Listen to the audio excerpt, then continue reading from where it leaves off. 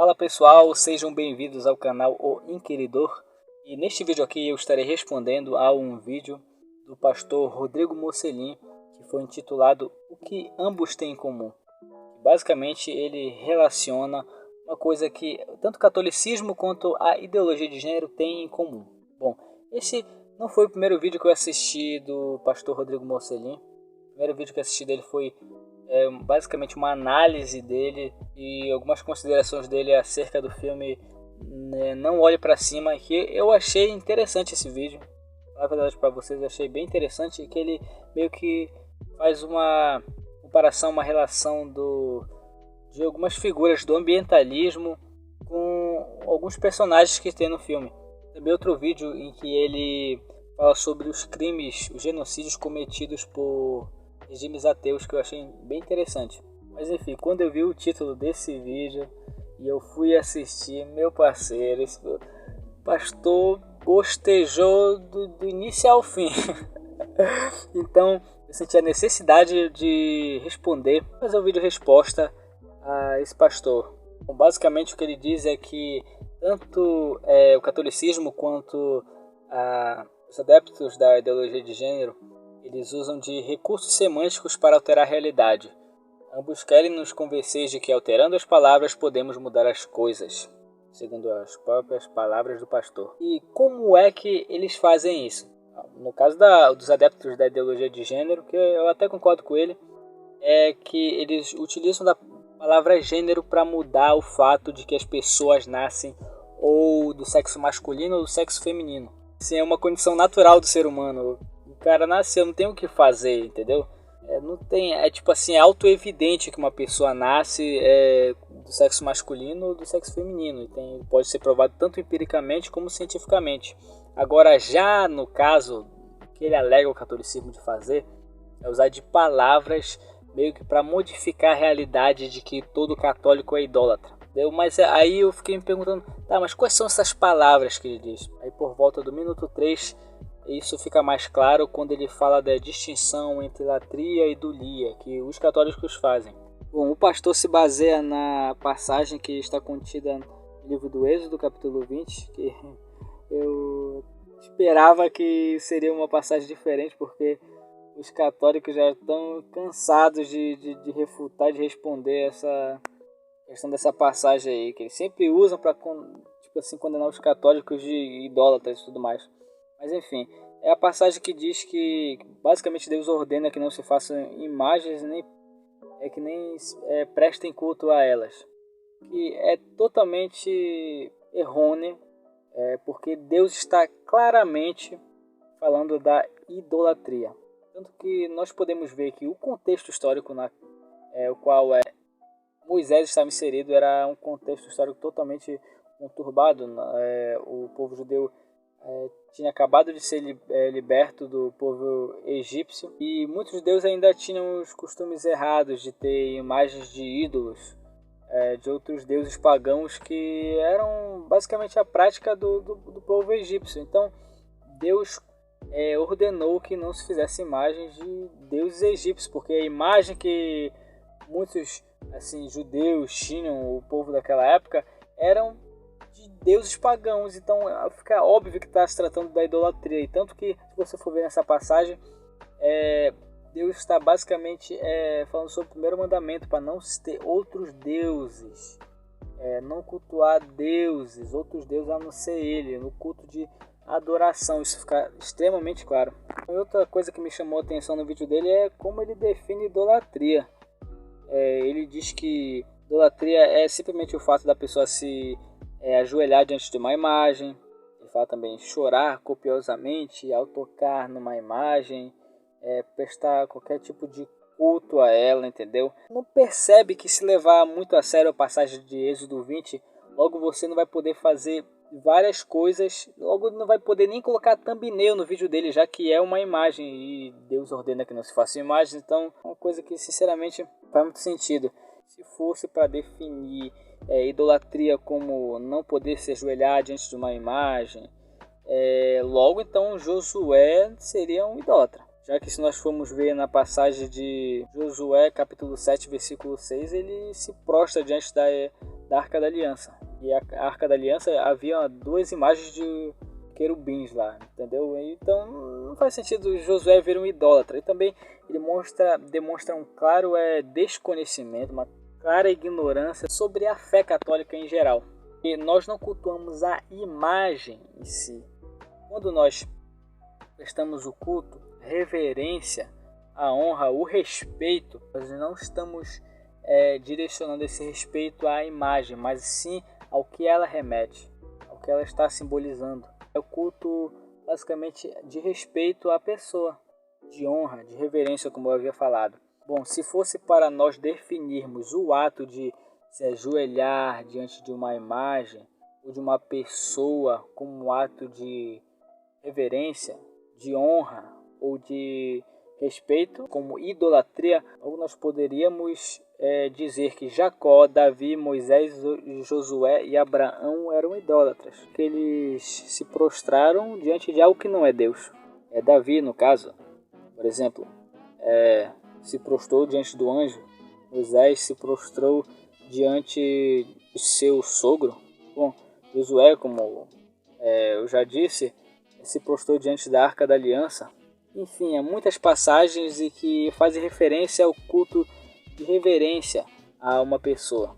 Enfim, outro exemplo é o de Jacó, que se curvou perante Esaú 7 vezes.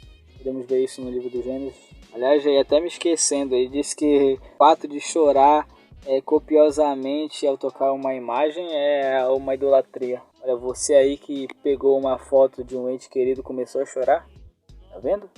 Você é um idólatra. Bom, mas lá pro meio do vídeo ele faz uma piadinha sobre o Círio de Nazaré, faz algumas considerações que levam-nos a entender que os objetos não têm a mínima importância, mas o que é totalmente contrário ao que é exposto no Evangelho. Nós podemos ver também no Atos dos Apóstolos, no capítulo 19, que inclusive os lenços que Paulo utilizava foram usados para expulsar demônios e também curar as pessoas, curar os enfermos das pessoas. Bom, mais uma consideração interessante sobre a passagem que ele cita de Êxodo 20, é aquela que diz: não faça imagem nem preste culto a elas. Bom, se nós formos levar ao pé da letra isso daí, Deus passa a ser contraditório. Totalmente contraditório. Não sei se por ignorância dele, se por desonestidade intelectual, alguma desatenção, ele não parou para pensar nas implicações lógicas disso. Mas enfim, Deus passa a ser contraditório porque se aí ele ordena que não se façam imagens, logo 5 capítulos depois, ainda no livro do Êxodo, ele ordena que se façam imagens. No livro de Números também, enfim, no livro de Ezequiel também, há uma passagem que fala tanto de imagens que tem no templo. 1 Reis também fala de ter imagens. E tem uma hora no vídeo, lá no final do vídeo, ele fala que a crença católica, os rituais salvam, a Eucaristia salva, a Igreja Católica, isso ela tem os meios de salvação. Obviamente isso daí é algo que, de certa forma, é auto-evidente se nós olharmos para o Evangelho da forma como deve ser feita, e não vendo Cristo apenas como um cara de faz de contas. Então, se Deus fala que é para fazer, no caso da Eucaristia, fazer aquele ritual em memória dele, se ele fala isso, se ele fala que o corpo dele é verdadeiramente comida e verdadeiramente bebida, isso daí inclusive escandalizou os próprios discípulos que estavam lá com ele. Se isso daí não é evidência clara de que nós devemos fazer isso e que isso daí é um instrumento para a salvação, o próprio Jesus Cristo falou, como nós podemos ver em João capítulo 6. Também a questão do batismo e a questão da confissão. Bom, esses são rituais que o próprio Evangelho nos ordena a fazer. Bom, eu posso fazer um vídeo mais claro sobre cada sacramento, mas eu só vim fazer uma resposta breve ao pastor. Bom, outro ponto que eu achei interessante de abordar é que no final do vídeo ele meio que tenta induzir que os católicos acreditam que Maria seja tipo uma divindade. Só pelo fato dos católicos acreditarem na Imaculada Concepção de Maria, também a questão de Maria interceder pela sua igreja, também de Maria ter sido assunta aos céus. Bom, ele também utiliza uma passagem que está em Lucas capítulo 1 e que só porque Maria fala que Jesus é o seu Salvador, ele logo deduz que ela pecou. Isso demonstra um total desconhecimento da crença católica, mas foi justamente pelos méritos de Jesus e que Maria foi concebida sem pecado. Bom, como o pastor atira para vários lados, ele aborda sobre várias temáticas, e como eu acabei de falar aí sobre os dogmas marianos aí, que são de certa forma mais complexos e exigem um pouco mais tempo, eu não vou estar respondendo a essa questão nesse vídeo, mas eu vou deixar linkado aí na descrição dois vídeos do Scott Hahn, um que fala sobre a Assunção de Maria e outro que fala sobre o dogma da Imaculada Concepção. Enfim, esses dois vídeos eles vão abordar sobre essa questão biblicamente. Ainda que para nós católicos a Bíblia não seja a única regra de fé, nós não temos unicamente a Bíblia para provar o que nós acreditamos. Temos também a tradição e o magistério. Enfim, eles consideram muitas coisas assim que demonstra que ele não conhece sobre a fé católica nem nada. Ele só fica falando, caluniando, meio que baseando em falácias e argumentos assim que supostos argumentos na verdade que a igreja já debate e já refuta há anos. Essa questão das imagens aí não é de hoje. Desde a iconoclastia que havia no Império Bizantino, a igreja já refutava e meio que combatia essas heresias. Mas enfim, esse foi o vídeo. Eu tentei responder brevemente algumas coisas. Sei que não abordei sobre todas as nuances, porque decidi abordar mais sobre a questão das imagens, já que é a coisa que ele mais aborda durante o vídeo todo. Sinceramente, já achei algo absurdo, uma forçação de barra enorme, só dele ter associado a ideologia de gênero com o catolicismo. Bom, a conclusão de tudo isso é de que o pastor cagou hard, pagou demais nas considerações dele sobre a Igreja Católica, sobre a comparação que ele fez. Faltou o contexto das passagens, faltou usar a lógica, faltou muita coisa que, meu parceiro, eu prefiro que seja a ignorância da parte dele e não desonestidade intelectual. Mas enfim, foi esse vídeo. Eu não abordei todas as nuances, como eu lhe falei, porque ele fala sobre várias coisas no vídeo dele lá, ele meio que atira para todos os lados. Isso é coisa típica de protestante. Para ser desmentido e para as pessoas entenderem, de verdade, requer um bom tempo. Foi apenas algumas considerações, alguns pensamentos que eu tive e coisas que a Igreja Católica já refuta, como eu disse, há anos. Espero que vocês tenham gostado desse vídeo. Até a próxima e tchau!